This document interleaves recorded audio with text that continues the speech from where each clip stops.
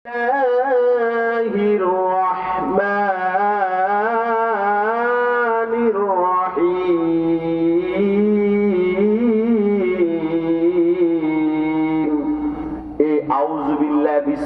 বলে কারি আব্দুল বাসিত যখন কোরআনের আবৃত্তি শুনানি শুরু করলেন, কোরআনের তেলাওয়াত শোনানো শুরু করলেন, তখন পুরো অডিটোরিয়াম মুহূর্তের মধ্যে স্তব্ধ হয়ে গেল।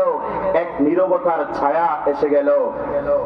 রাশিয়ার রাষ্ট্রপতি সহ তার মন্ত্রী পরিষদের সকল সদস্যরা অন্য কোনো অজানা জগতে হারিয়ে গেল। তারা এক নজরে তাকিয়ে রইল।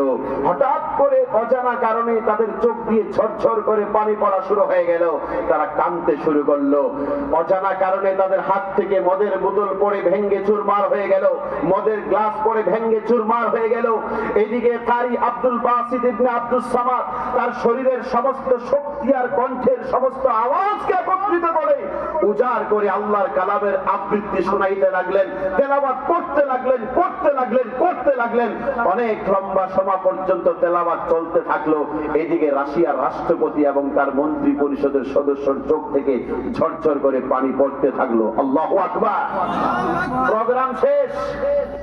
এবার মিশরের রাষ্ট্রপতি জামাল আব্দুল নাস রাশিয়ার রাষ্ট্রপতিকে প্রশ্ন করলেন, এই রাষ্ট্রপতি মহোদয়, আমার কারি যে ভাষায় কোরআনের তেলাওয়াত করেছে ভাষা তো আপনি জানেন না, এই আরবি ভাষার অর্থ আপনি বুঝেন না, এই যেই তেলাওয়াত করেছে আবৃত্তি করেছে তার ভাবার্থ সারাংশ আপনি বুঝেন না, কিন্তু আপনি কাঁদলেন কেন? আপনার চোখে পানি পড়লো কেন? আপনার হাত থেকে মদের বোতল মদের গ্লাস পড়ে ভেঙ্গে চুরমার হয়ে গেল কেন? সেই দিন রাশিয়ার রাষ্ট্রপতি জামাল আব্দুল নাসকে উত্তরে বলেছিলেন, হে জামাল আব্দুল নাস, আমি বিশ্বের দরবারে কোরআনকে ইনসাল্ট করার জন্য, অবমাননা করার জন্য আমি এই বেলি ডান্সের অডিটোরিয়ামে তোমার এই কারি দ্বারা কোরআনের আবৃত্তির প্রোগ্রামের আয়োজন করেছি।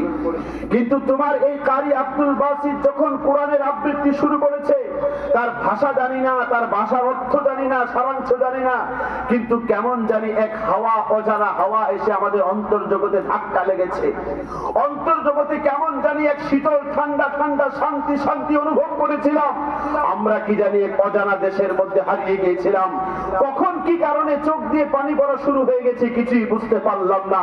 কখন হাত থেকে মদের গ্লাস, মদের বোতল পড়ে ভেঙ্গে চুরমার হয়ে গেল তাও বুঝতে পারলাম না।